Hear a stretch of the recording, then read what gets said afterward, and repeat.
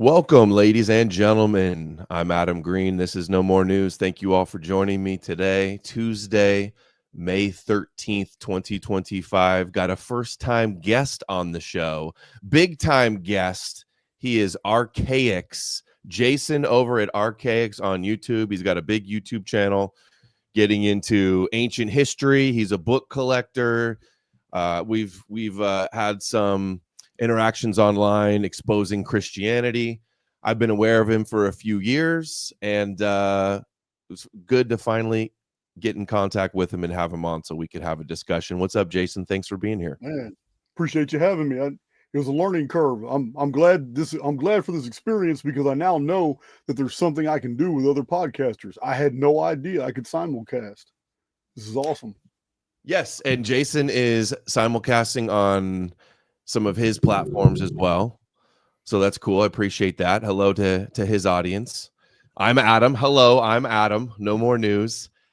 And Jason, for people that may not be familiar with you, tell us a little bit about yourself and some of your research and your channel. Well, despite my appearances, physically, I'm covered in tattoos on everything but my butt cheeks. I'm 6 foot tall. And in person, I don't really look presentable, but actually I'm a nerd. And I love to read, and I absorb information, and I have this unique ability to collate a tremendous amount of data and then represent it into a cohesive format for other people who are unfamiliar with that type of information can absorb it and process it. And this is basically how I do my videos. I take data sets that are so extensive, and I abbreviate everything down to their lowest common denominator so people can really see how they're being psyoped on almost every genre of knowledge that is in the field today is some sort of a psyop. And only in the last 2.5, 3 years have I been tying those psyops together. And each individual thread is beginning to look like a beautiful 12th century long Jewish tapestry. And it's the only way I can describe it. Okay. You piqued my interest. What do you mean about 12 centuries Jewish tapestry? I mean, like Abrahamic conception? Yeah, well, it's going to be a little bit of everything. First, we had coming out of the Dark Ages. We have an infrastructure that was already set up and had been there for a while. The trade routes. You've heard the term the wandering Jew. I know you've heard that many times. That term has a lot of history to it. It's in the trade routes coming out of the Dark Ages, going into the Middle Ages, the only people in possession of books were basically Jews. The only people on the roads and on the trade routes that were moving were Jews. The Jews already had a massive infrastructure going from Iran, Persia, where the exilarchy is, the hidden rulers of the Judaic faith. These people already had a trade and information network out of this world. They had already infiltrated about half of Europe. There were Jewish administrators among the Turks and among the Ottomans that had come out of Tartary. There were Jewish administrators all throughout the Mediterranean states. All the shipping guilds were almost owned by Jews. Most of the slave trading shipping guilds, they were all Jewish owned. So we had this huge infrastructure of people that could speak every language in the known world because there were Jews in Genoa, there were Jews in Corsica, there were Jews in Malta, there was a huge Jewish population in northern Africa, in around the Alexandria area, and always has been for about 23, 24 centuries. But about 12 centuries ago, a massive, almost a psyop was born where a plan had hatched where these people realized that not only could they infiltrate these European countries and be able to build communities in there that are not assimilationists like Europeans. Europeans are assimilationists. They take in foreign peoples. As long as those foreign peoples come in and obey their laws and learn their language, they basically become those people. But the Jews have never been assimilationists. They build microeconomies, micro societies within societies, and begin to parasite off of them. So this has been going on for a long time, but there was a need at the time to have a conflict between the Middle East and these new European emerging nation states, these new monarchies. Some of them were almost to the point of being republics, but through the Jewish trade routes and the information networks, and the fact that so many Jews were like in the ear of the king in courts throughout Europe, and all the Mamluks, well, all the powers of the Middle East, all the Saracens, the Mamluks, the Moors, they all had Jewish administrators, Jewish tax assessors. They all had Jewish translators, accountants. These people are very well set up. They've always been international. So they literally fomented the Crusades. And to even continue the Crusades, they had developed psyops like the Prester John story, which was a total psyop, absolute BS. Are you familiar with that Prester John episode? No. Okay. The first and second crusade were very successful. Most people don't know it was the Jews that wired this up, and they were playing both sides from the middle. There were Jews in the ears of the Muslims and in the Turks, and there was Jews in the ears of the Christian Crusaders and in the Christians themselves. And the spearhead for the Crusades were the Normans. The Norman knights were the most feared among the knights outside of farther north. We had the German knights, but they didn't really participate a whole lot till later. The Norman knights spearheaded the initial crusades, and the Norman knights were direct descendants of Vikings who had settled in northern France.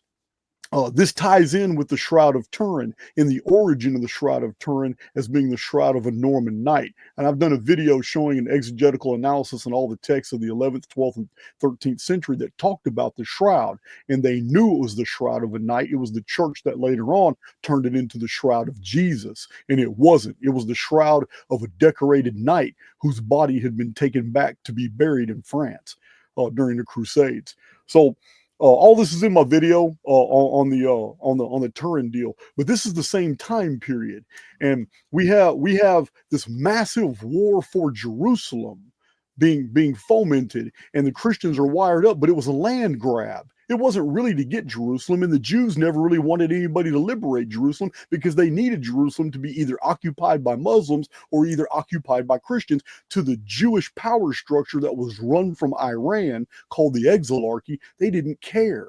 They didn't care who possessed Jerusalem. They just needed one side or the other because it made it so much easier to fleece massive amounts of resources and wealth and land from either side.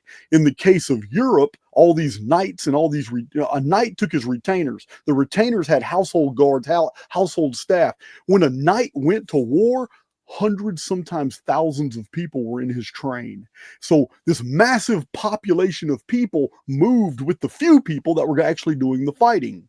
When they went into the Middle East to fight and they come across the Saracens, they come across the Turks, and they get wiped out or whatever, well, all those people get sold into the Jewish slave markets. All those people get captured, sold, and they're sent all over. Europeans were sold in slave markets for close to 500-600 years because of these wars. So when they go down there, but at the same time, all this land comes up for sale. So on the church and state side in Europe, they were in on it too, just like they are today. Just like state departments and just like different areas and governmental bodies today are in bed with these people to do the things they do. It has not changed since the Crusades and before. The church and state on their side went ahead and started accusing the females of witchcraft, started to accuse them of working against the state, some of them being mentally imbalanced. They found ways to lock them in nunneries. And by doing this, they could confiscate the estates of the knights that died on Muslim battlefields. So, and all this was wired up. All this was wired up by false intelligence that were released by Jews. You got to understand, the Jews spoke every language. There are German, Genoan, French, Italian, Portuguese, Libyan, Maltese, Palestinian. It doesn't matter. Egyptian. There's always Jews in every culture. They always speak every language, but they all speak a language common to each other as well. And they don't answer to the countries that they live in. They answer to the Exilarchy. So it's the Exilarchy that's making all these power moves. So in Europe, Adam, all these knights are now losing all their stuff to the church and state. The church and state love it. They divide the spoils. And of course, there's Jewish administrators there taking their cut as well. And these back alley deals are how different countries would accept, 7 or 8,000 Jews into their country. Okay, they make a deal. Okay, cool. Y'all can have this area now and build your little community, and they would do it. And then, as you know, 1,100 and something times in just a 900-year period, European nations have kicked Jews out of their country because they realize after being there for 150 years, what happens? It's parasitic. Their economies collapse. All this wealth is siphoned out. The old legends and traditions about coin clippers and stuff, that shit was real. It was very real. When you only have a small minority of people and they're all the same ethnicity, that all the coin of the realm is collected by in order for the king to get his money, by the time the king got his money, you would have squared off coins. You'd have coins that no longer would have ribbing. You'd have coins that were completely sheared off and damaged. And they would always blame the people for this. But it was actually shaving the silver, shaving the copper, shaving the gold off of coins. And when you do that to all the coins in the realm for years and years and years, you build a lot of wealth on top of the usury, on top of all the other financial scams. So these crusades were dying out, and more Europeans were like, "No, man, I'm not going to die on a Muslim battlefield for these people, man. I'm not. Yeah, screw Jerusalem." So all of a sudden, a new psyop was born. And the psyop was there's a big white dude way over here on the other side of the world named Prester John, the priest John. And he's got a massive army somewhere in the India Far East area where Alexander the Great ended up one time. And he's got this massive Christian army. And the psyop was talking about, well, this is from the 18 years that Jesus was in India. So this is the part of the psyop. It's part of the pseudo history. And the rumors throughout Europe spread like wildfire. Oh man, if we invade Jerusalem again this time, we might get help from Prester John and his massive army, and we'll have the Muslims surrounded. And the Christians fell for it again, and they did a 3rd, 4th, and 5th crusade, and they go to liberate Jerusalem, and it's no good. And again, the same old thing. Land and wealth changes hands. Women are falsely accused. The burning times begins after that, and witchcraft got totally out of hand. Initially, women were being killed and falsely accused so they could take their estates when their husbands died in foreign lands. Now it became even worse. Now under the Dominicans and on the friars, now women were being selected, because there were so many of them that it inherited so many estates from those who had died in earlier crusades.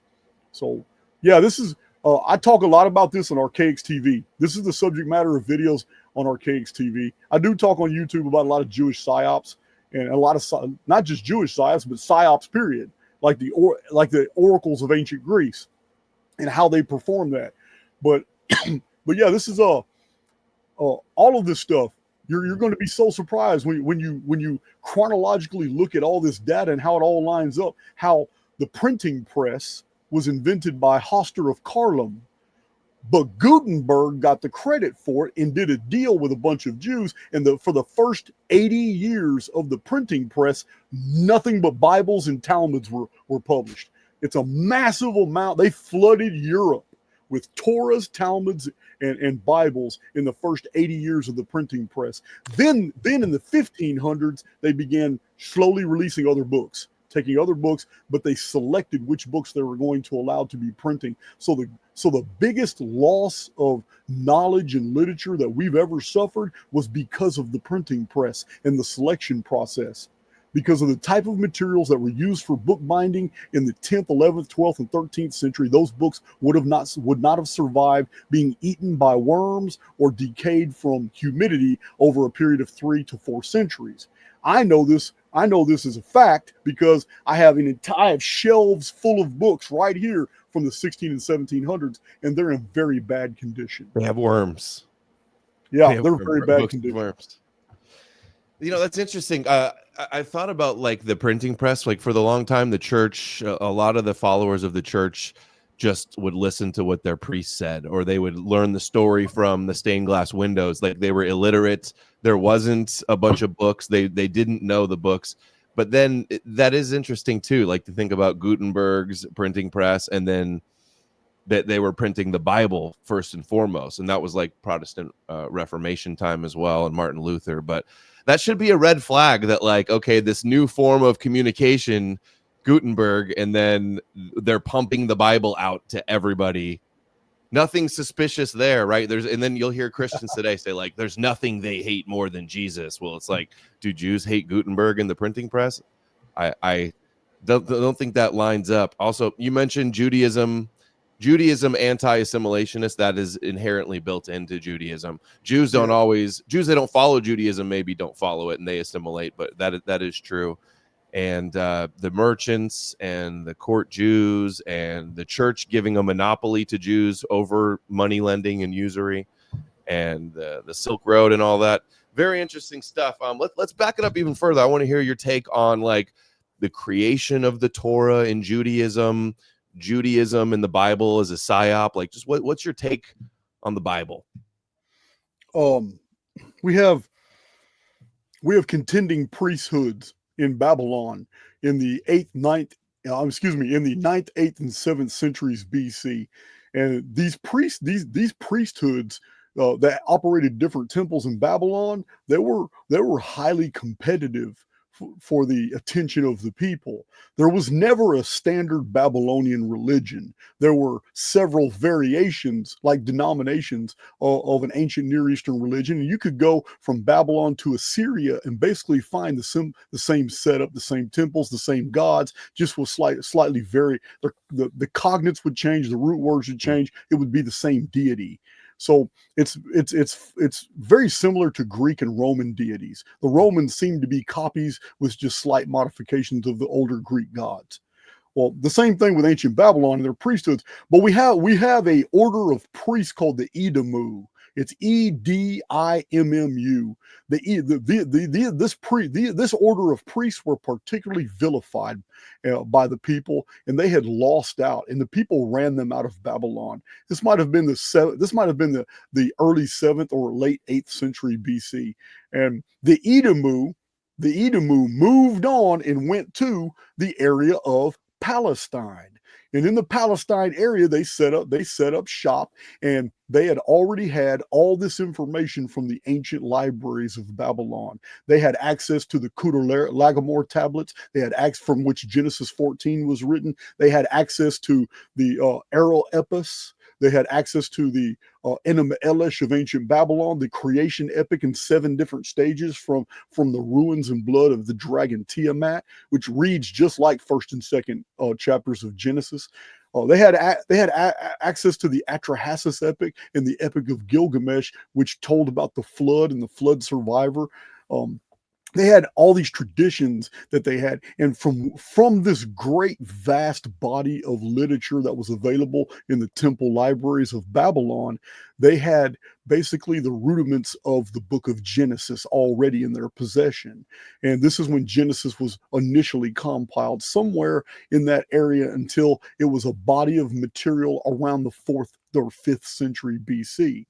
Now, I like defaulting to the scriptures themselves on their own origin. Like I very recently did a video just a couple of days ago showing people that even the Old Testament shows you, and I quoted the verses, where it's a late composition, and that it's admitted that a Jew named Ezra came from Persia, that's Iran, with a politician named Nehemiah, who is a Jewish politician who worked in the court of Artaxerxes. These two relocated to Palestine from the realm of the Exilarchy. That's the hidden council of rulers for the entire Judaic people. It's in Iran. Everything you hear about Iran today is total psyop. It's all psyop. So anyway, we'll get to that later. Okay, so let me just recap real quick, just to make sure I'm up to speed. So the Edamu were a Babylonian group that came to the Middle East, and 4th century, 3rd century, they had some of the stories that ultimately ended up in the Septuagint and the Old Testament. Yeah, absolutely. It's they actually moved in the 8th or 7th century and populated that area, and they became what later was known as in the Old Testament as the Kingdom of Judah. They were the Udum. So the Udom were interchangeable with the Edomu, who were the Edomites. They're supposedly their neighbors, but they're one and the same people. This is why in the days of Jesus, they all deferred to the authority of Herod. Herod was Edomite, but he was of the branch of these ancient Edomu priests that were descended from Babylon. And this is where the story of Nehemiah and Ezra really come from. Because it's even admitted to in the text that they brought all this information with them. They made it all up. None of the Old Testament existed until Ezra wrote it down, and his backstory for writing it down is such bullshit. It's almost comical that he went to the top of Mount Sinai, found a burning bush, just like the Moses story, and then for 40 days he received a download from God that he turned around and told to 5 other men, and those 5 other men took that download, which was in another language they didn't comprehend, and they wrote down the entire Old Testament. And that's in Ezra. The Bible says that about Ezra. Okay, Ezra and Nehemiah tell the story that the Old Testament was lost and that they had to put it back together. So the actual, and that's when they came up and lied about it, and they made up everything before that was a lie. Basically, everything was made up based off Babylonian histories. All the tablets was that it was there's no Exodus. That the Jews, who we know as the Jews, came up with a foundational myth around that time, third century BC. But my understanding that it was Canaanites, which Canaanites are basically Edomites, or maybe even evolved into Judeans and Edomites. But the out of Babylon, the out of Persia of the Nehemiah and Ezra part is interesting. I think this sounds fairly plausible and actually aligns a lot with what like mainstream archaeologists and even Jewish scholars would say about origins of Judaism. So keep going. Very interesting. Yeah. Well, you hit the nail on the head, because I have the entire 1902 edition of the Jewish Encyclopedia on my shelf right here, and they even say that Judaism is a 4th century BC construction. Now, here's where there's a little bit of error. You pretty much nailed it, but there's a little bit of error. Is the Edomu priests actually moved into the area in the 8th or 7th century. It was over a 250-year period that they're getting into it. They're really getting into it real hard with the northern neighbors, who are called the Amorites.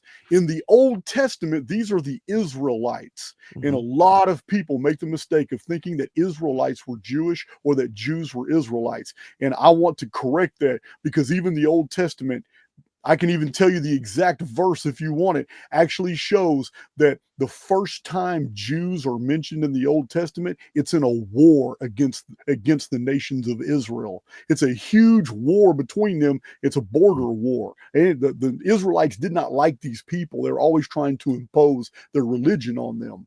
And if you want that verse, I'll give it to you right now. Sure, yeah. Let's see. I got it in my notes right here. If you want. It's in the book of 2 Kings. In the book of 2 Kings, chapter 16, it shows that Israel and Judah were separately 2 different nations, 2 different religions, 2 different peoples, and that a king named Ahaz began to reign over Judah. And he claimed descent from the Davidic line, but the Israelites didn't. The Israelites didn't even like Moses. As a matter of fact, if you read the book of Exodus, Leviticus, Numbers, Deuteronomy, and Joshua, which is considered the Torah, if you were to read those 5 books about the demon that came out of the burning bush, Yahweh, you will find that Yahweh exterminated as many Israelites as he could, because they refused to worship and obey him, and they would not listen to Moses. The Israelites obeyed the Aaronic priests. The Jews traced their lineage to the Levitical priests, the Levites. I call them sons of Leviathan, and I'm about to do a video later this week about that. But it's 2 Kings chapter 16. We find chapter 16 verses 1 through 5. You'll find that Jews and Israelites are politically separate, and that they're at war with each other in this verse, and that the Jews were driven out by the Israelites. I see the northern kingdom and the southern kingdom were divided, and then there was like uniting as well. Do you believe that? Okay, I don't believe that, Adam. That's where the Jewish. That's what the story says, but I don't believe there were 12 tribes of Israel.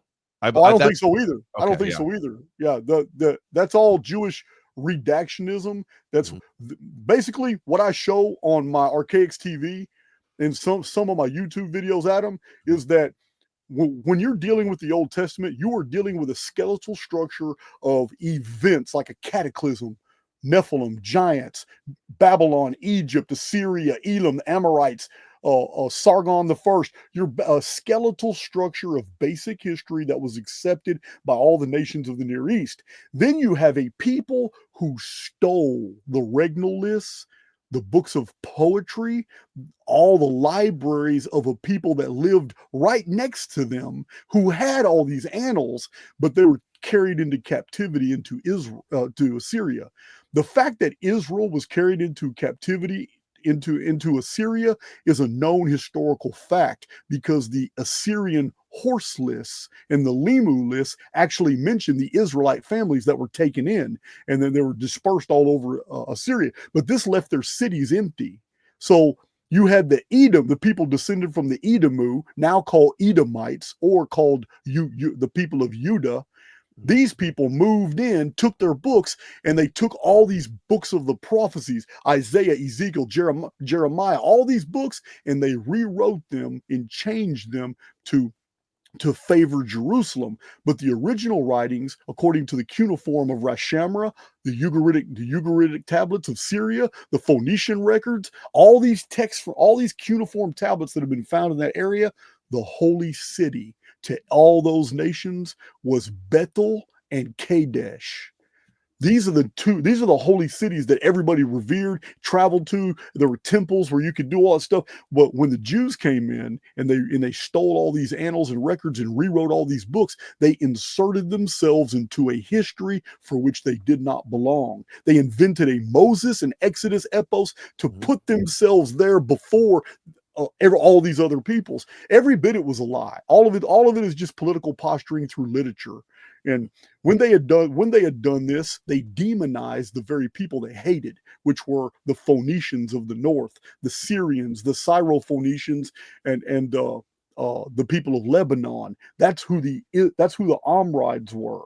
The archaeologists call them Amrides, but in the Old Testament they're actually called Israelites. It's the same people, and the Jews hated them, always hate. They still hate them today.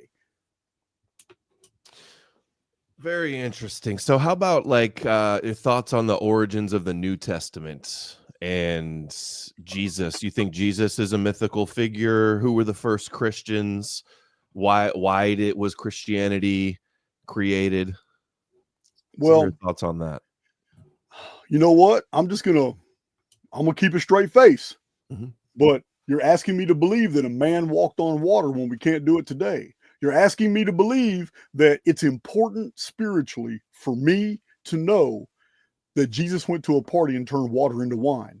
So you're basically asking me to believe that a man took was it 5 loaves of bread and 2 fish and fed 5,000 people, and he did it twice, not once. There's a second reference. He did it a second time. So that's a lot of people to feed with a little bit of people. And I'm trying to figure out why somebody who in the narrative is so spiritual, why does he have to keep doing all these material things?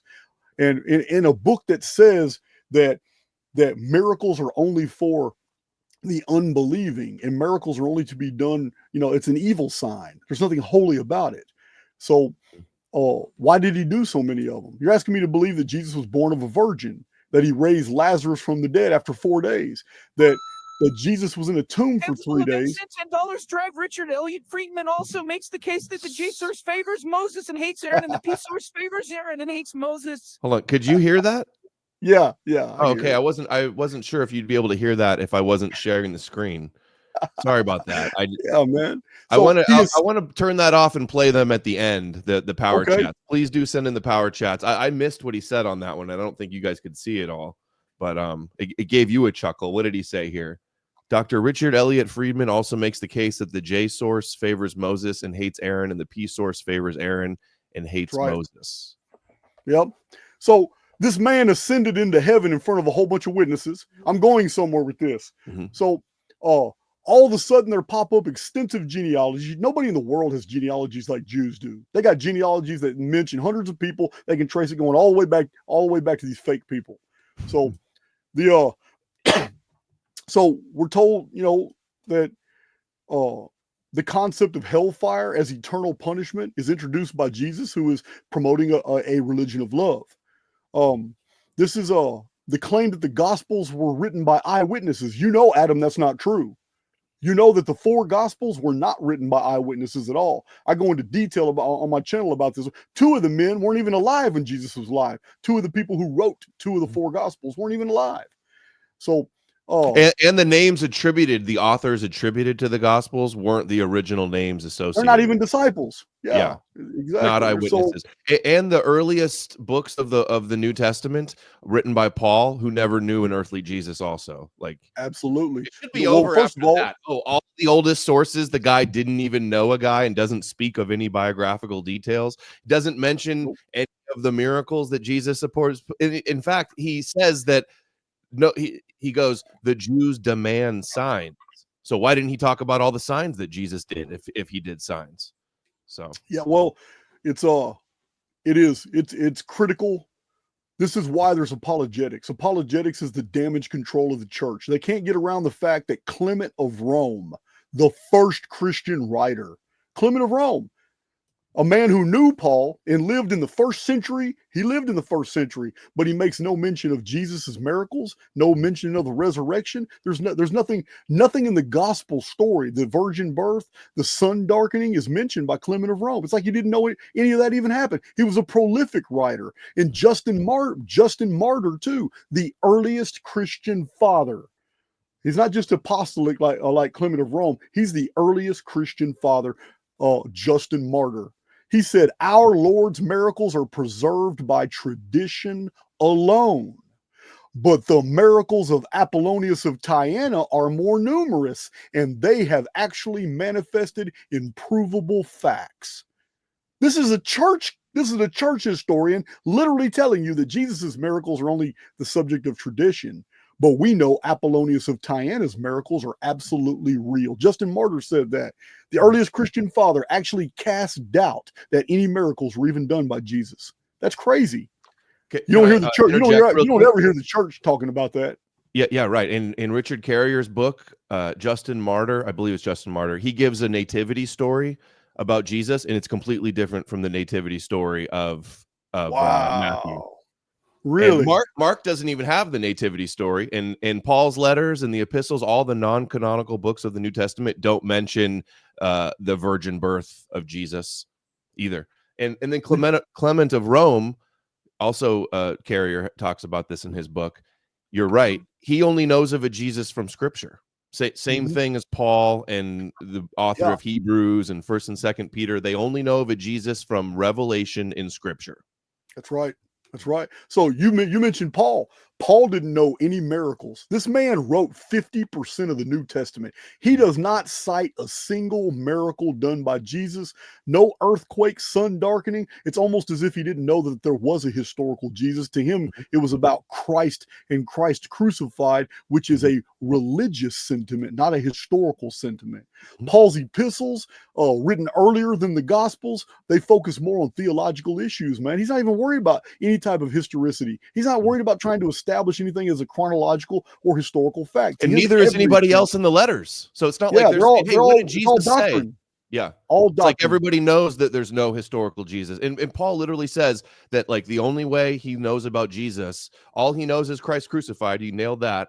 And he adamantly argues that it's not from any man. He didn't learn anything about Jesus from any man, only from reading the Scripture. And he says he knows Jesus was crucified and then raised after the 3rd day according to the Scriptures.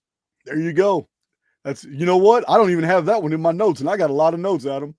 But you're right. Saying according to the Scriptures is definitely evidence of an ex post facto imposition. Somebody wrote that later. You're right. Hell yeah. So the apostolic fathers are the very first fathers. Clement of Rome, Ignatius of Antioch, Polycarp of Smyrna in Asia Minor. That's Turkey. Not one of these 3, there's only 3 apostolic fathers. Not one of these were alive during the ministry of Jesus. Not one of them. They were all born later. They lived in Rome. They lived in Antioch, and they lived in Asia Minor. Not one of them even been to Jerusalem. where all this stuff supposedly happened. They all died between 99 and 155 AD. That basically means that Clement, being the very first, wrote his material about 50 years after the alleged crucifixion. Adam, what does it look like if I was to write a book in the year 2051, and it's the very first book that's ever been written about the World Trade Centers being felled by two holographic airplanes or whatever? You understand? We're going to let 50 years of history pass without saying a single thing, and then all of a sudden you write something and you're an authority. But when you write it, you don't mention any miracles. You don't mention anything that's in the gospel narrative. It's crazy. It's absolutely insane. Yeah, it would be like nobody writing about the Beatles until somebody comes out like there was this famous band called the Beatles and nobody had ever heard of them before. That much after the fact. It's a good analogy. Well, I mean, greater minds than I show these on my channel, Adam, but I have 2 full shelves here of nothing but higher criticism books, scholarly monographs breaking down every element of the Old and New Testament, and I share them with my channel a lot. And in these books, this isn't me saying this, but according to them, the letters of Paul and the 3 apostolic fathers are the earliest Christian documents, and they know that they're absolutely packed full of interpolations, forged materials, just patchwork from older texts for which they claimed later never existed because they stole those materials. Outright forgeries, anachronisms, and they were all composed before the Gospels of Mark, Matthew, Mark, Luke, and John, which later just added more elements to the Christian story, because Matthew, Mark, Luke, and John don't even appear in the historical record till about the year 200. And when they do appear, it's claimed that they were composed 30 and 40 years earlier, but we don't have any evidence of that. Those are just claims. The 4 canonical gospels are never mentioned until Irenaeus in like 180 BC. You're totally right about the late 2nd century. And Irenaeus also said that Jesus was over 50 years old when he died. Yeah, you're right. Absolutely. That's a good point. The gospel, where was I going to say about the gospels? Didn't know the names of them until then. And that's like the main point of it. Paul never mentioned the gospels, not one time in all his letters. Right. But, he had no knowledge of any of the gospels. He had his own gospel. That's what he said, is the gospel of Jesus Christ. Yeah, he was a student of the Gnosis. There's no doubt. He's a student of the Gnosis. Oh, Gnostic Well, when Paul talks about being caught up into the 3rd heaven of paradise, he's completely explaining like a mystical ascension experience of a vision that he had of this Jesus. It was a purely visionary Jesus. So naturally, the next question is, well, then they invented this Jewish Messiah. Who invented him and why? Well, you're asking something that requires us to go into a rabbit hole. And I'm really not prepared to go too deep into this, but I'm just going to introduce it right now. All right. When we're talking about these people who literally wrote all this, the first criticism that you're going to get from those who believe that this is historical, because I believe that the gospel was a literary masterpiece at first, and it was just called the Sayings of Jesus. And it didn't have all this other stuff that was added to make it look like a Greek stage play later. You mean like the Gospel of Thomas? Is that what you're going to say? No. That's like the sayings of Jesus, early Christian text that doesn't talk about. I'm talking about what a Gnostic Turkish navigator had in his possession before Matthew, Mark, and Luke, and John. His name was Marcion. And Marcion of Sinope had what was called the Sayings of Jesus, and he had the first 11 letters of Paul. But this is way before Matthew, Mark, Luke, and John. But the Sayings of Jesus isn't like the gospel, isn't like the Matthew, Mark, Luke, and John, because Matthew, Mark, Luke, and John added miracles, added a sun darkening, added a virgin birth, added all kinds of things that are not in the original Sayings of Jesus, which were basically parables and just some of his more profound teachings. But the rabbit hole I'm talking about is that it's hard to go without just opening up the whole can of worms. We're talking about a people who are ancient, and they're effing brilliant at what they do. And they always demonize themselves because it gives them fuel to work with when nations and peoples and countries want to victimize them. They literally allow whole areas of their own people to fall victim so that they can they can make gains, political gains, financial gains, do all these people have always done this. And these writings that talk about the Jews killed Jesus and all that, that every bit of that is to incite Christian rage. Every bit of it. I agree.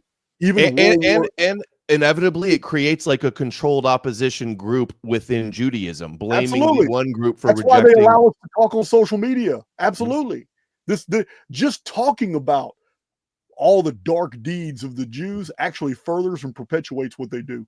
It actually helps them 100%. I mean, I completely agree with you. I talk about all the time, the victimhood, but I think mostly exposing like the Jews killed Jesus psyop, basically. I think that exposing the Jews killed Jesus psyop doesn't help them. But yeah, everybody online saying Jews killed Jesus, they worship the devil, you know, those type of things. I think that does. Yeah. So I want to you do know that the same tactic was used in World War II. The exact same tactic. Bill, we're seeing it in America right now. This massive rise in anti-Semitism across the board right now is the exact same thing that happened in 1932, 33, and 34 in Germany pre-World War II. It's the exact same thing. And you would think that it's a natural consequence of people being tired of all the bullshit and what's going on, but it's not. It's actually a consequence of the fact that people are being made aware of what's been going on and why things are so effed up all over the place. And when you think about that, that's where the rabbit hole gets deep. Well, if people are becoming more and more aware, and these people are in such control, they own the entire Hollywood industry, media industry, sports industry, the international banking industry, then evidently they're the ones allowing everybody to become aware. So what is their next move? Yeah, this goes on and on. These people are genius at what they do. They've been doing it for a very long period of time. Yeah, you don't often hear that they're dumb. That's not one of the accusations. Yeah, that's not one of them. But yeah, it's definitely not. So yeah, Elon, I talk about this a lot. Elon buying X, he seems to be close with Netanyahu, and then the anti-Semitism explodes on X. They got Passion of the Christ playing on Netflix. We got the Zionist government disclosing the Jeffrey Epstein stuff. You got Kanye going wild. And I say this all the time. This is like the prophecies in the script is that all the nations and all the world, especially the Western civilization, Edom turns against Israel. We even see it all now with Trump and Netanyahu, a feud brewing between them and talking about Israel's all alone and America abandoned them. That'll be the narrative. And there's rising anti-Semitism for them to play out their end times wars and crush the West and have their messianic age. Absolutely. I've got predictions videos where I'm basically explaining that the next big move is a Muslim push against Jerusalem because they're going to do something. It's going to be a psyop involving that Temple Mount. They're probably going to do a missile exchange with another country and then blame the other country for blowing up the Dome of the Rock. And then since it's already blown up, let's go ahead and build our temple. You understand? And it's a BS, but it's all political posturing, and there isn't a damn thing that's going on in the news that isn't meant to be going on in the news. Every bit of this is scripted. I don't believe in naturally occurring events unless they're in social media. But on the world stage, everything you're seeing is scripted. It's it's going to be one of those scenarios where they probably get their ass handed to them so bad from Muslim retaliation all over the world that all of a sudden the bleeding hearts of the conservative Christian Reich here in America will basically force the government to go intervene militarily and go save Jerusalem, save it. It's going to be a crusade all over again. Over again. I think you're right. It's like there's only two options. They're either we know they're trying to hasten their end times. We know that like this phenomena, like here, the phenomena of like prophecy, people are trying to hasten it, trying to fulfill it. They're manifesting the prophecy by following it, or at least not stopping it. Do you believe in prophecy at all, like Bible prophecy? Well, I believe you think it's fake, right? I believe the Book of Revelation is a script that the elite are playing by based off the Greek Olympiads, and that our presidents are elected, and that our Olympic ceremonies are all basically scripting out for us in drama and in fiction and in dance routines. All these opening and closing ceremonies for these Olympics are predictive programming. And I've got videos, I got 3 and 4 hour long videos that go through these Olympic ceremonies showing you the elite's next moves. They're pretty popular videos on my channel. But yes, the prophecy is absolutely scripted. The only thing that can really be predicted is cyclical material that has chain of custody of evidence that goes back thousands of years, and that's also the subject of my channel. I have a body of research that is very compelling. I call it the Phoenix phenomenon, and it's a weird cycle, an epicycle that goes on for about 58 centuries, and it is so perfect in structure throughout world history. The rise and fall of empires, whole volcanic resurfacing, tsunamis taking out coastal cities. How long is it? How many years is the cycle? Okay, the cycle has an epicycle to it. The epicycle is 138 years, but the big cycle is 552 years, which is 138 times 4. And I have thousands of data points, references, source materials, 3 published books, over 200 videos, all about just this one phenomenon. And my community knows it real well, especially my Archaix veterans. They all know about the Phoenix phenomenon, and I've showed it from so many different vantage points. It's incredible. But so what do you think is Phoenix causing date, this cycle? Is it humans following a cycle for some reason, or is it no, like a natural this isn't psychological. This isn't psychological at all. Okay. This is something that happens in the sky, and it causes liquefaction, which is the vibration of the surface to the point where it liquefies, causing buildings and people to literally sink into the ground during the process. But is it like where our solar system is in the galaxy, something like that? Well, no, a Phoenix phenomenon is going to be more programmed. I am a simulationist, first of all, meaning that our entire experience is false. I don't believe any of this. We're all in the mind of God. I don't believe we're in the mind of God at all. Okay. Whatever's happening here is a predator versus prey ecosphere, and it would be a really evil son of a bitch that's running this sim, whatever's going on here. So is it like a Gnostic prison planet type of view? I do lean toward, I'm just not Gnostic, but I do lean toward that idea. I'm more of a follower of like Michael Talbot, the holographic universe, Mikhail Kaku, a bunch of these theoretical physicists like Paul LaViolette in subquantum kinetics, that the reality that we're in right now is so sophisticated that the interface, being the central nervous system, literally convinces us we're in a physical world when we're really like the shadows on Plato's wall. So yeah, it's certainly a topic for a whole nother video. That's another rabbit hole. So what's your take on like ancient lost civilizations, or evolution also, or like the creation of, creationism? Well, are you an atheist? Okay. First of all, no, I believe 100% in God. I believe in the oversoul. I just don't believe that the oversoul has much to do with what's going on inside this construct, this experience right here. Okay. But the creation evolution argument has flaws on both ends. It is too polarized, and it's designed to be that way. Creationism cannot at all answer for the anomalies that we find in the archaeological and in the historical record. Evolution has its flaws as well. The phyletic gradualism and panspermia and all these other pseudo ideas that were invented to fill the gaps in our understanding. We have problems in the archaeological record that cannot be rectified by either system. There must be a third alternative. And what the entire evolution, natural selection body of material grew out of was what was called catastrophism. And even today, there's only 2 schools of thought. You're either a catastrophist, like I am, or you're a uniformitarian, which follows the principles of Charles Lyell and Charles Darwin, principles of geology. But the reason I'm not in that school is because the history of the world is punctuated by systemic resets. And these resets are sometimes hemispheric, sometimes the entire world. But in Archaics, I have documented for my community, and I'm always doing challenges and call outs to other authors, man, who would like to debate it.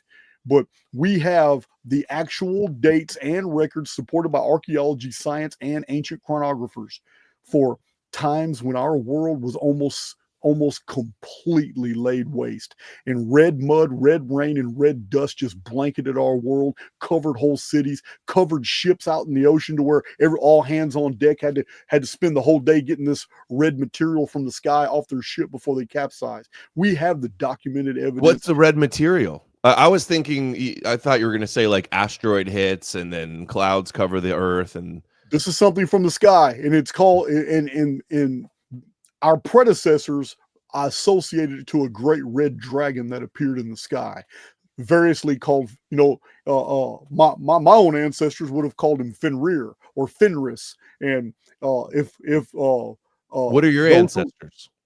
Well, I'm pretty much an Englishman. My actual born name is Wyndham. That is my name. I was adopted when I was 5 years old. My name is Brashears now. But my mother's maiden name is Wyndham, and it's just my whole family's just straight up it's English. And you already know about the English. The only true Englishmen are actually of Viking blood. The Vikings took over. They pretty much wedded every single female in England when they conquered. Yeah, all of northwestern Europe is a lot of Scandinavian and Viking blood and Anglo-Saxons. Yeah. Absolutely. Well, how about you kind of sound like you have a little bit of a South or a country accent. Are you? I'm born and raised in Central East Texas. Central East Texas. Okay, that's. Yeah. I live in a forest. I live on the very edge of Sam Houston State Forest. I live kind of out in the country a little bit. I want to get to your call outs too, but you used to be a Christian too. Is that correct? I heard you say that. 40 years. I spent 40 years in Christianity. I know that Bible like the back of my hand, back and forth. And I've got a whole. And how and when did you get out of that? Well, it was see, I'm 51 now, so I've been 11 years. It's been 11 years, and basically, Adam, what really happened was I'm a prolific reader and I'm a note taker, and I just researched myself right out of that paradigm. And the paradigm is the programming is real.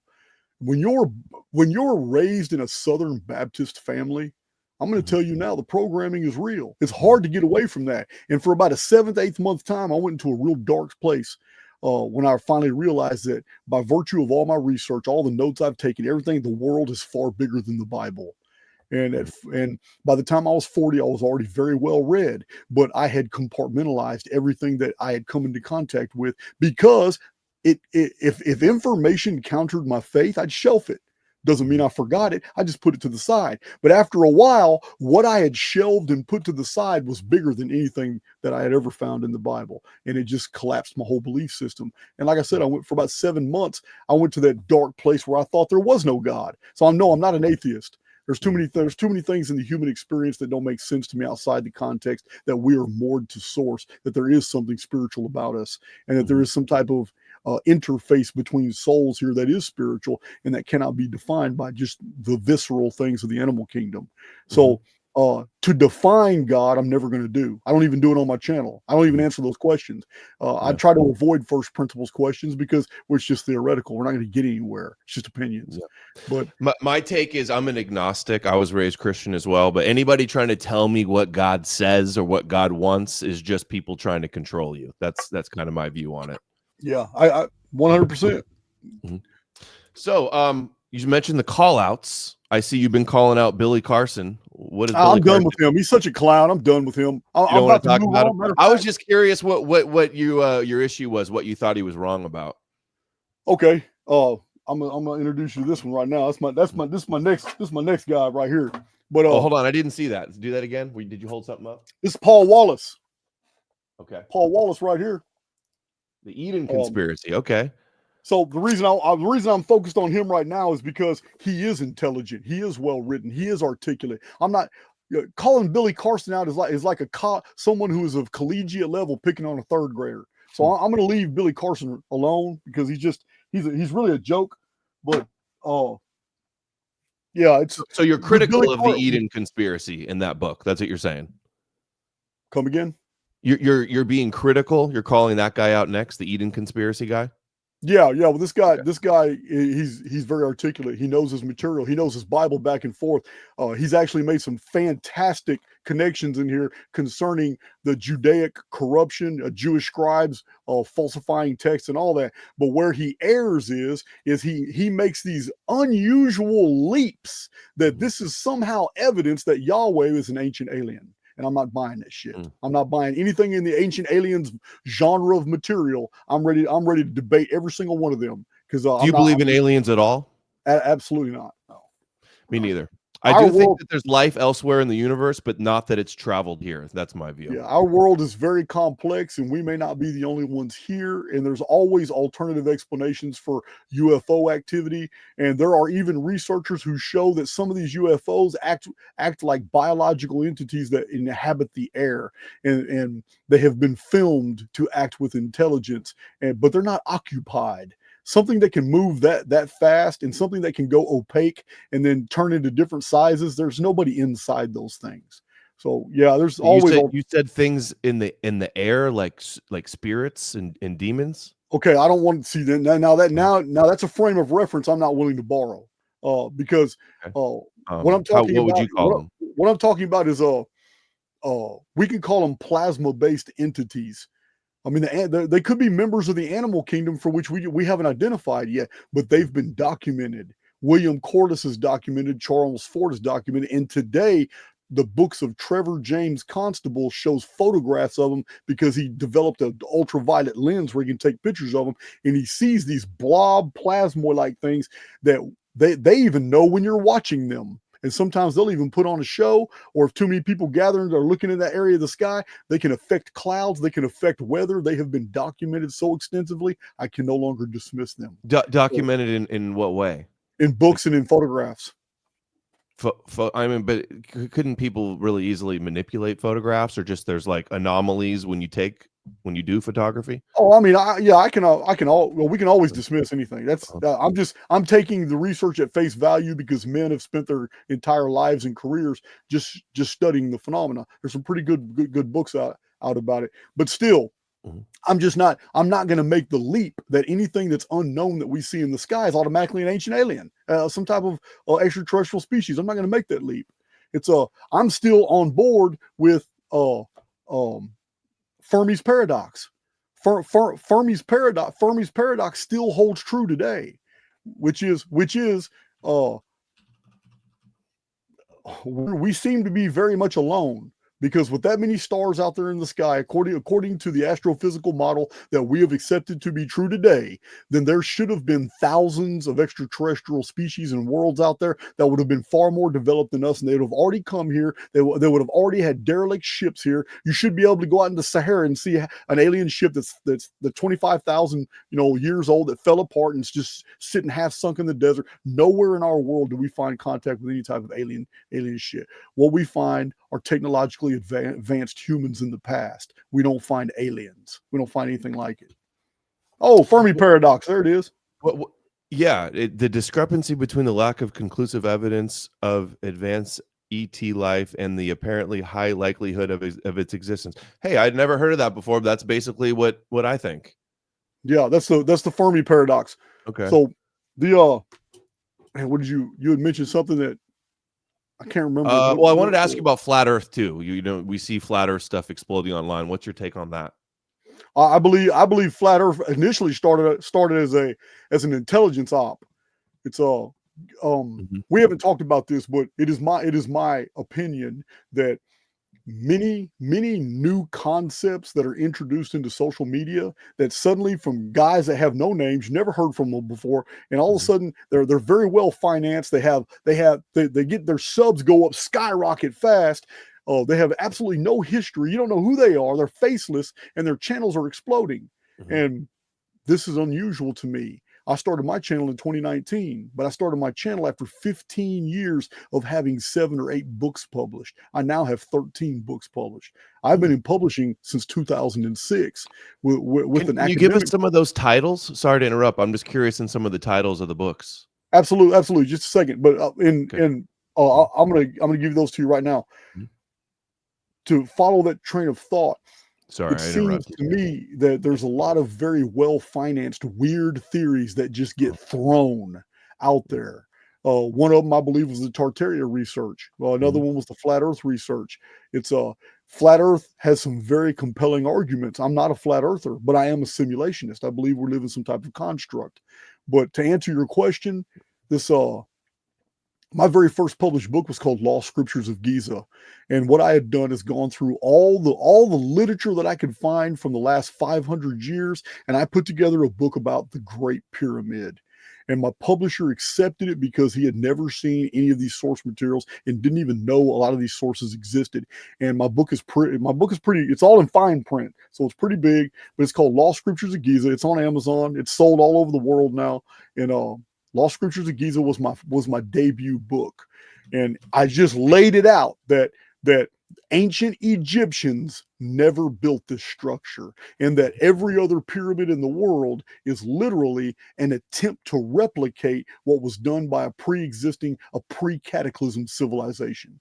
So Mhm. yeah, I have audiobooks there. Those are audiobooks of Lost Scriptures right there. Yeah. That's what Graham Hancock says about the pyramids too, right? Yeah, we're gonna Graham Hancock got personal emails from me, and we have personal friends. We know we're 1 degree apart. We have mutual friends.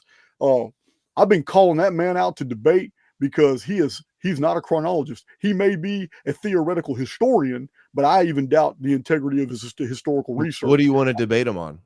Well, one of his core messages is that he believes civilization X was in the Younger Dryas period of the Ice Age period. And the only chronological point that he makes a lot of theoretical points, but the only chronological point that he ever makes in any of his docuseries, any of his published books, like Fingerprints of the Gods, is the fact that Plato said that Atlantis was 9,000 years before Solon.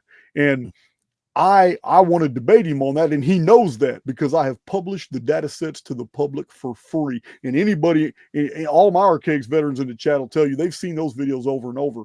I've cited over 30 ancient sources that corrected that. And Graham Hancock knows those sources. I've given them to him. I sent them all over the public. I've had people forward them to him, say, hey, man, you're absolutely wrong. The Egyptians did not count by years. This was corrected 23 centuries ago by Eudoxus of Cnidos, and all these historians later corrected that and said Plato's 9,000 years for Atlantis was 9,000 moons, which changes the date because the Egyptians didn't count by years, they counted by moons.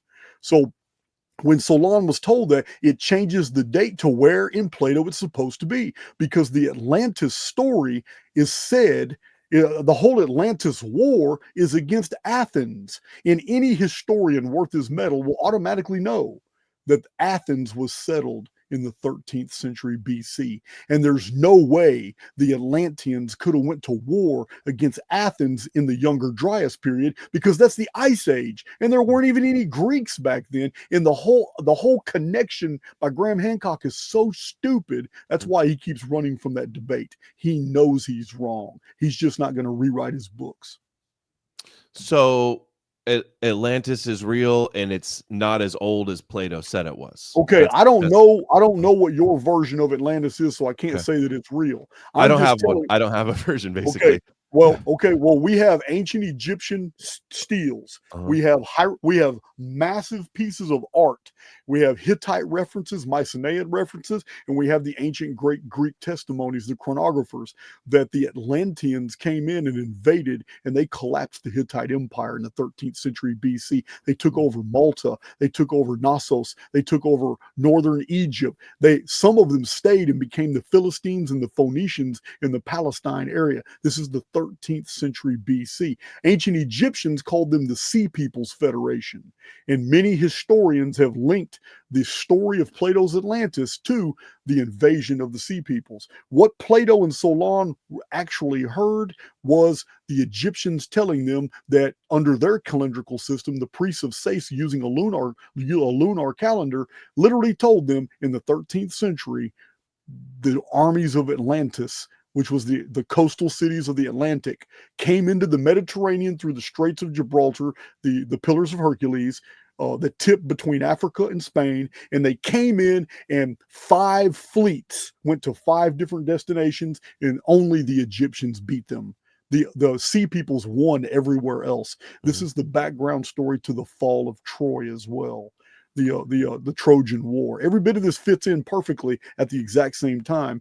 And Graham Hancock knows this because all these ancient historians mention this and they corrected it all. He just doesn't, he's already too old. He's already too well established.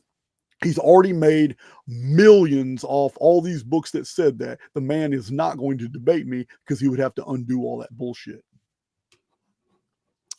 So you said Atlantis was the the Atlantic cities. You're talking like Western Europe? Atlantis is merely a word that was used to describe the origin to all these naval invasions for which they didn't know anything about. They just called them the Sea Peoples Federation. So we don't even know if an Atlantis was actually real. All we know is that in the narrative, they said all these invaders came from Atlantis. But that's just the ancient Egyptians recognizing that their enemy is coming from a place beyond their kin. They just is that who built the pyramids then? Who do you think built the pyramids? The pyramids were already ancient and half buried in the sand before the Sea Peoples Federation. Okay. Well, then, is there a theory on who did build them? The Great Pyramid. Okay, I'm gonna have to educate you something on Adam that you've never heard before. All right. There's always been 2 Egypts. There's always been 2 kingdoms, and they've always been 450 miles apart. Most people don't know this when they're watching Egyptian documentaries and they're looking at books on Egypt. You're really cleverly psyoped to believe when they talk about Tutankhamun and when they talk about Tutmos IV, and they talk about Ramesses, and they talk about all these great pharaohs, and they show you in the background these pyramids. It's all psyop. Because the Egypt that Hollywood has always promoted is a unified version of 2 different places. There are no pyramids anywhere in southern Egypt, where Karnak, Wasep, Thebes, the Valley of the Kings, where they bury the pharaohs, the Kingdom of Kemet, the original Egypt that everybody knows about. There's not a single pyramid there. But 450 miles to the north, where it looks like it was recently under the ocean, seashells everywhere in the desert, we have the Giza complex surrounded by about 130 pyramids. It is rumored that there's 138 total pyramids in northern Egypt, but they're 450 miles away. In ancient times, 450 miles separated empires. Even Babylonia and Assyria were closer than that, and Sumer was even closer. Elam, Mitanni, Urartu, they're all way closer than 450 miles in that area of the world, and those were all separated empires. So the 2 Egypts in the ancient world were completely different. And when you read the ancient chronographers like I do, like Strabo and Diodorus and Herodotus and Thucydides, when you read these accounts, you realize, damn. Northern Egypt, which was close to the Mediterranean, was cosmopolitan. It was almost always Caucasian. But when you read about the other Egypt, you read about the Egypt of the pharaohs. And then there was even one attempt to unify those Egypts, and it ended disastrously. And that was Akhenaten, who built Amarna in between both. He built a city in the exact middle of the 450 mile difference between the Egypts. He built a city right there. Didn't even last 30 years.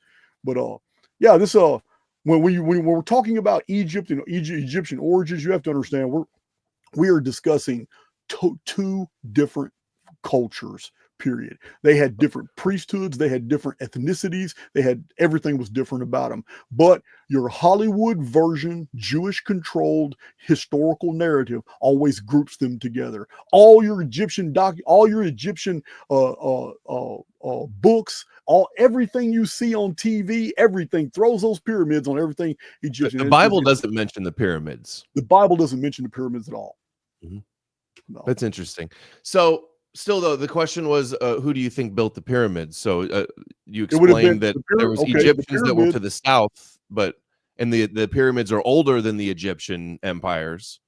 So do we know, or is it from a lost time and there was Well, cataclysms and we resets can and we don't know?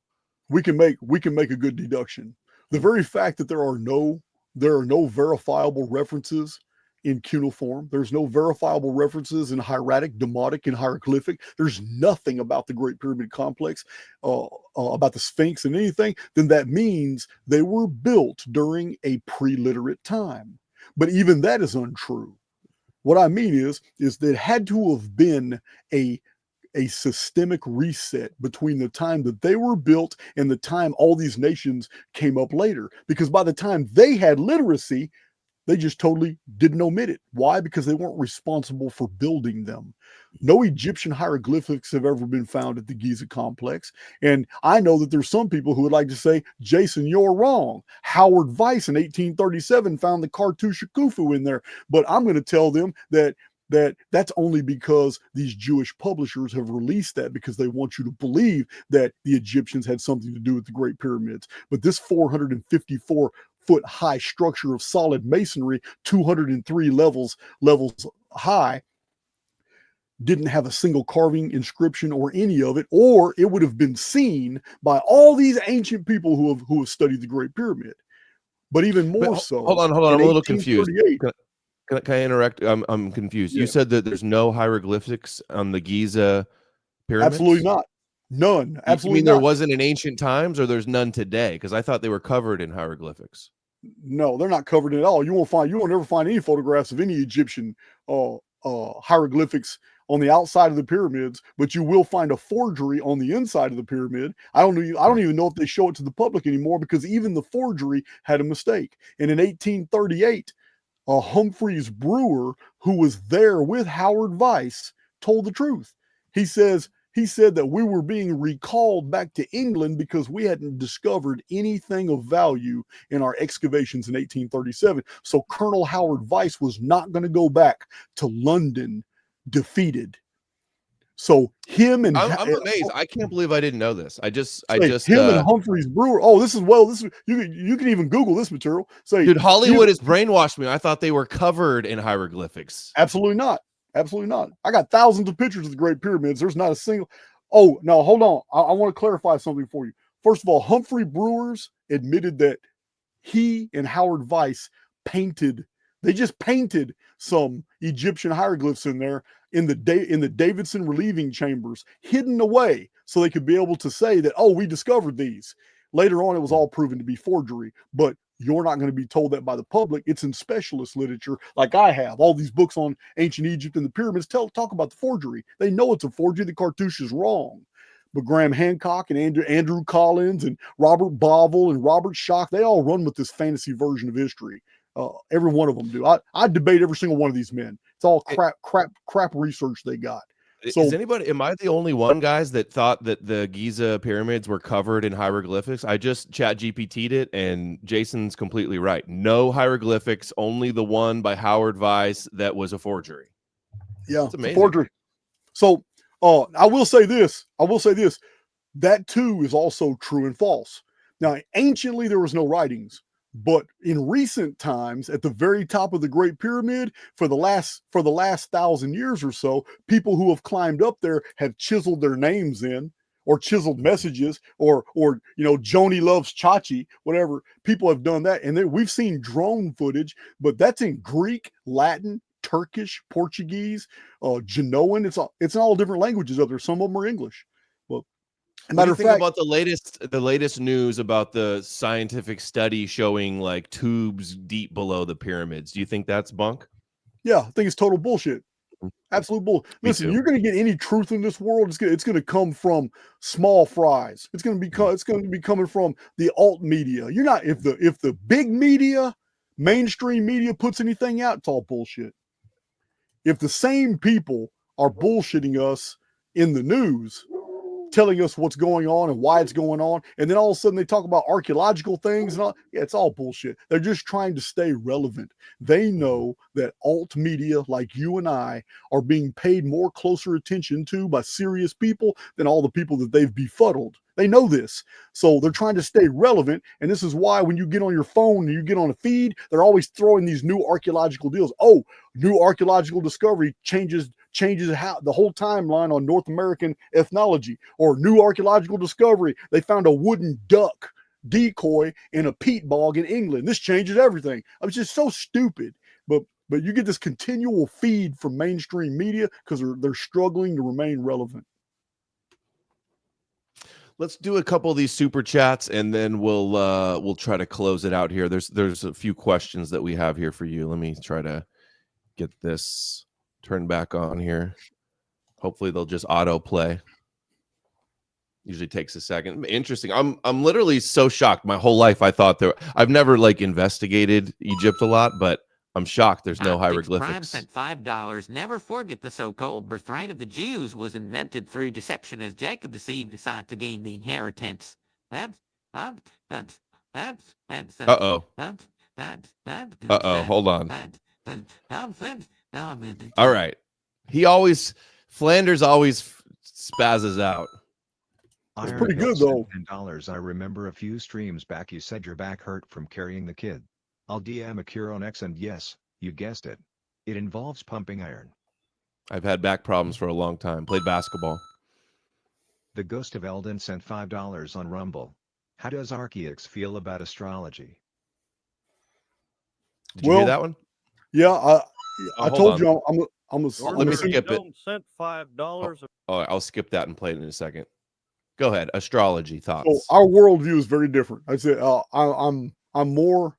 I'm more of a techie in my cosmology, believing that we live in some type of construct, simulated construct. Astrology would be nothing but the programming in the field as seen through the placement of the luminaries. I don't believe the stars carry any value whatsoever, but I believe your exact moment of conception, where you are in juxtaposition to those luminaries, has everything to do with the development of your character traits. I've seen a lot of value in astrology that I cannot deny.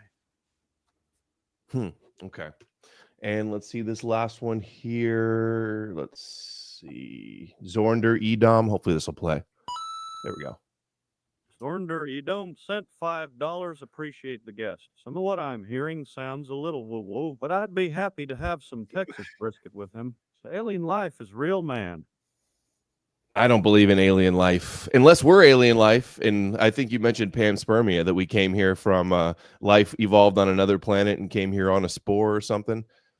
Listen, I've theorized on my channel that we may be inside a holographic field that is being generated by a Dyson shell. And this isn't just me. I mean, Dyson theorized it. There are many theoretical physicists that are saying, man, there's anomalies that are being recorded in our skies that don't make sense outside of the context of a programmed template, as if the technology that we're inside is so sophisticated, it would literally make us believe that we're in a universe, and we're not. We're actually in a Dyson shell, which is a giant super construction that's designed to fool its occupants that they're in a much bigger area. Is this where Dyson named his vacuum cleaners off of? Oh, I don't know. I don't know if the vacuum cleaner has the same thing. Dyson was a scientist. Yeah.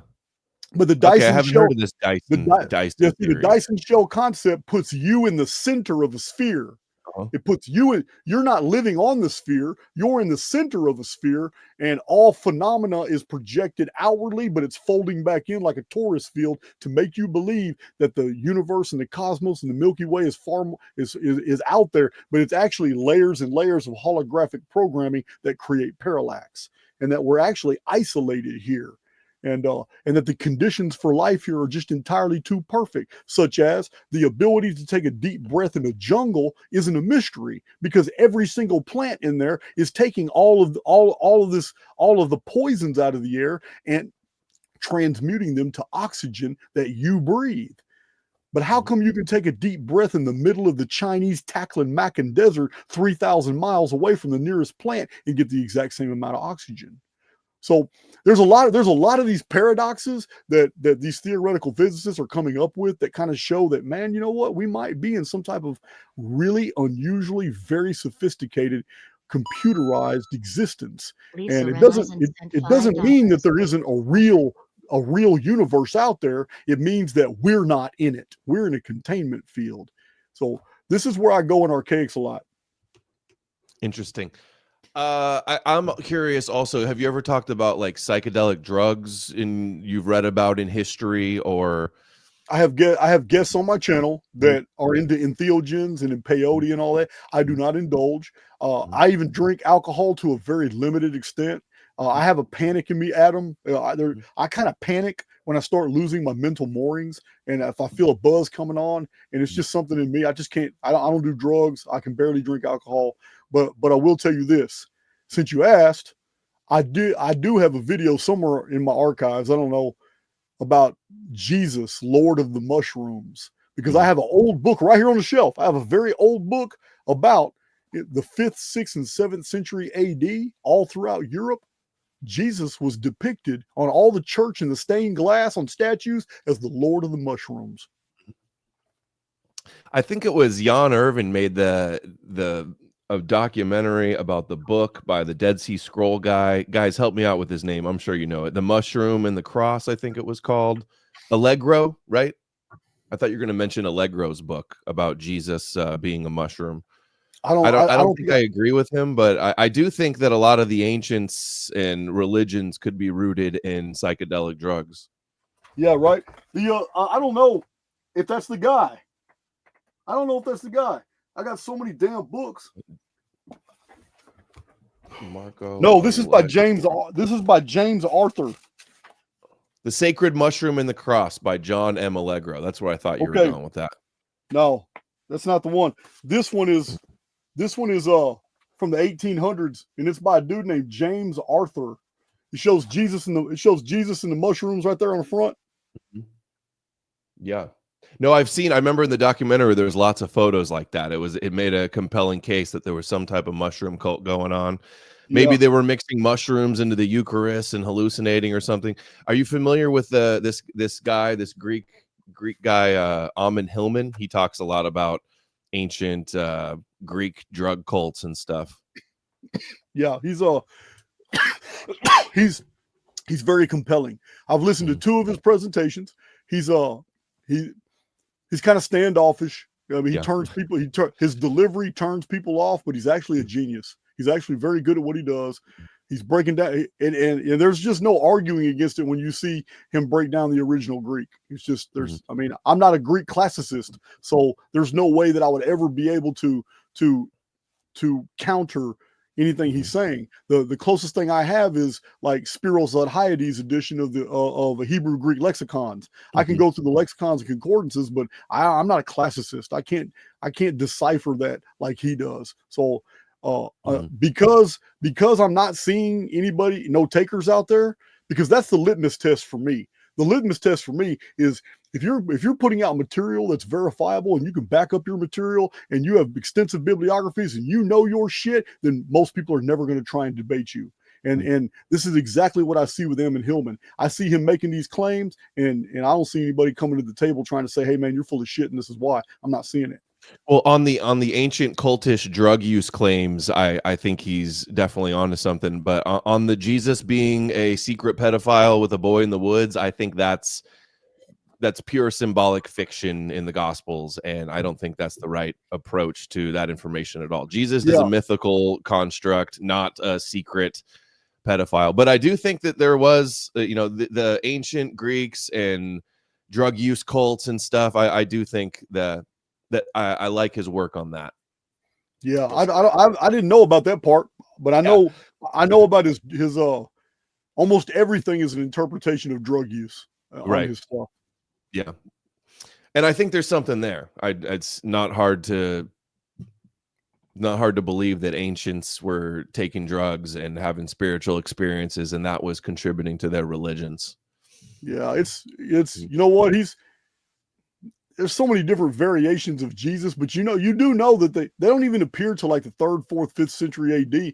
The actual 1st century I don't know if you know this, Adam, but we have the 1st century AD is one of the most well-documented in literary history. We have so many we have Suetonius, Roman historian Suetonius, who wrote extensively during the reign of Tiberius. I know you've heard of Tacitus. Josephus. Oh yeah, Philo. we've got Philo, we've got Josephus, the Testimonium Flavinium, all 3 of his books. Philo Alexandrinus was Jewish, his damn self. We have Pliny the Elder. We have Pliny the Younger. Seneca was a Stoic philosopher. All these men wrote and left their books behind from the 1st century. Justus of Tiberius was a Jewish historian. Seneca the Younger. We Columella, Pomponius Mela. I can never pronounce that, man. It's so weird. Dio Christophel, Plutarch, Quintilian, Celsus. He was an enemy of the church. But we had Martial, Juvenal. Listen, man, not one of these 1st century authors ever mentioned anything about the gospel narrative. No virgin birth, no sun darkening, an earthquake, no major controversy going on in Jerusalem. And I just named 5 of those authors I just named were Jewish. None of them from the 1st century knew anything about this. This entire Matthew, Mark, Luke, John Christian narrative is an ex post facto imposition on history, meaning we're talking about at least a century past before anybody picked up a pen and started taking what was nothing but a literary document and trying to turn it into a historical document. Right. I agree. And I'm working on my first book on that called The Jesus Deception. I'm writing about Paul not knowing Jesus, and then I'm going to get into how the Gospels are all fiction and how it's basically, I think it was an Ebionite type of Essene sect before Paul were the original Christians, like some type of, there wasn't one group called Gnostics, but like Gnostic thought was like diverse within many different sects. Yeah. So get into that Dead Sea Scroll stuff. That's what I've been working on. What are some of the titles of other titles of your books? You said you had like a dozen of them. I've got I just want to throw some titles at me. I want to hear some of the topics. Okay, my first book is Lost Scriptures of Giza, published in 2006. I acquired an academic publisher in San Diego. He's worked with people like Jordan Maxwell, Neil Freer. He's published Tracy Twyman. He's also published Zechariah Sitchin. So my second book was called When the Sun Darkens. It's in 2009. It's my very first laying out of the facts on the 138-year periodicity of a phenomenon that I call the Phoenix phenomenon. And I show all the historical records, show everything that I found at that date in 2009. I did so much research. How close are we to that time, by the way? 15 When's the years, next cataclysm supposed to come? The month of May 2040, 15 years away. So I've been saying this since 2004. I've never changed it. I don't need to. I got the whole history of the world as a chronographical template that shows this.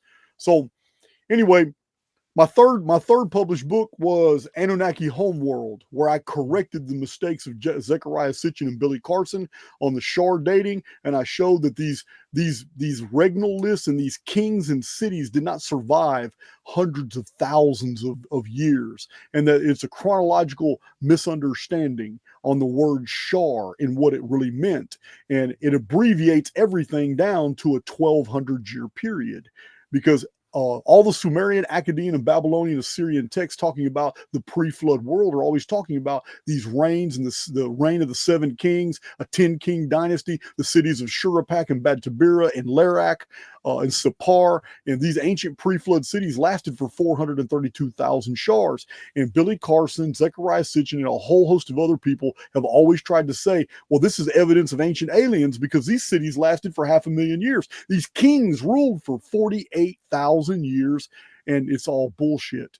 A shar was a simple turning of the stars. It's an older day count system. They weren't counting years. And when you take all the references in cuneiform to everything that is said is a certain amount of shars, and you divide it by 360 days of the celestial sphere, you get the accurate dating. Is that how you explain how people in the Bible lived for hundreds of years?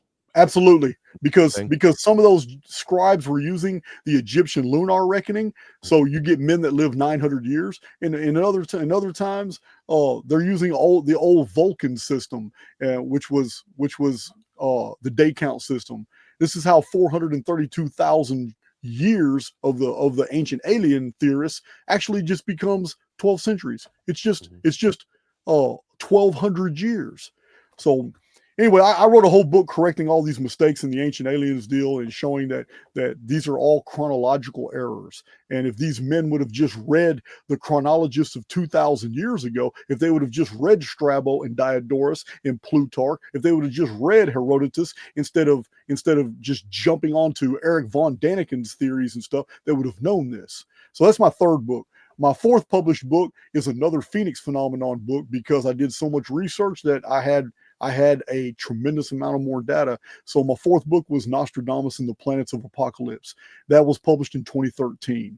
2017, my book,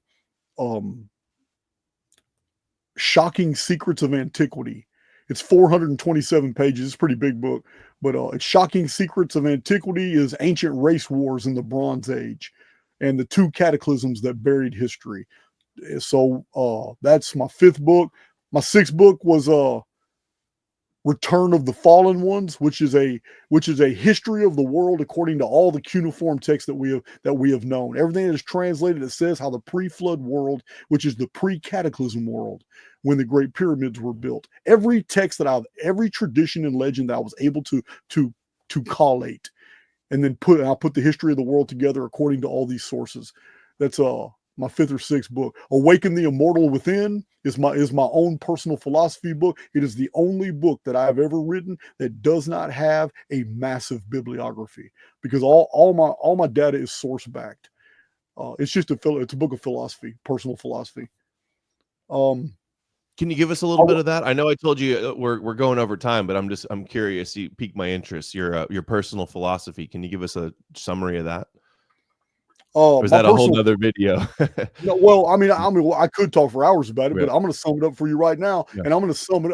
And this is going to be a paradox, because I don't believe the man existed physically. I believe that the gospel was originally a literary masterpiece, and it's designed as a Greek stage play. And this is why every single scene opens up and closes real fast, and Jesus is always in a different geographical area. It's exactly what an amphitheater would show, from act to act to act to act. This is how the book of Mark reads, which is the oldest gospel. So when you're reading the book of Mark, you can imagine an amphitheater, and each scene is very clear in this, and it was just a masterpiece. It was a script about this man doing his teachings. And the reason I'm referring to this is because I believe that my personal philosophy is that the golden rule is the only rule, and that there are no religions in the world that can define God, and that God is so massive and extensive that all the opinions in the world about God can be different, and yet they can all be right, because that's exactly how vast something eternal would be. I can't define it. So the golden rule is the only rule. Do unto others as you would have them do unto you. Anything beyond that, man, is just religious. I like that. I agree with that. All right, Jason, great talk. I really enjoyed it. Very, very interesting stuff. Tell everybody where they can find you, your website. Obviously, you're on YouTube. You know what? I got over 1,000 videos between YouTube and Archaix TV, 13 published books. Chronicon is another one. It was actually 5 books. You want to know anything in the Archaix universe at all, you just go to my website, archaix.com. It'll take you everywhere you want to go. Cool.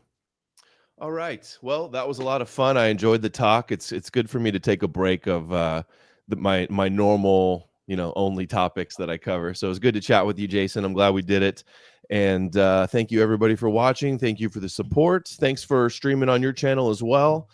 Very interesting stuff. And thank you, Jason. We will be in touch. And I look forward to what everybody has to say in the comments. Awesome. Till next time. All right. See ya.